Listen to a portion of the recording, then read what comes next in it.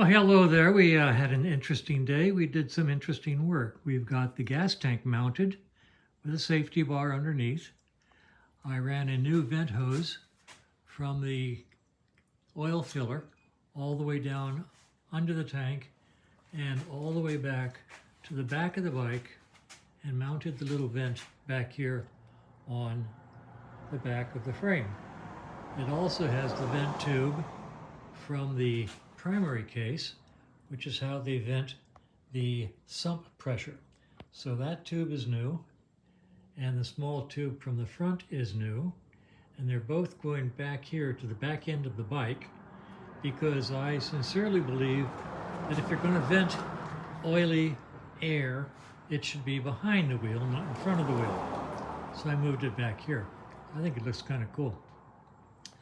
Up here, I moved the temporary switch to here from here because it was in the way, or this was in the way of the switch. On the other side of the bike, walking, here we go, a walking ride. Okay, I mounted the stubby muffler. So it's mounted on there and bolted down, and that's how it's gonna be. It's kind of cool. Okay, so we've got the gas tank on. It actually has gas in it. Petcock on the other side is open. There's no leakage, so that's really nice. Might as well turn this off for the evening. Nope, that's on. This is off.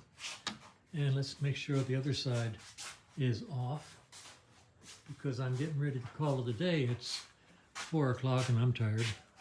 All right, so this one's off also. So anyway, made some progress today. Bike is looking good, starting to look like a bike. And I think that we're going to try to do a first start tomorrow afternoon after lunch.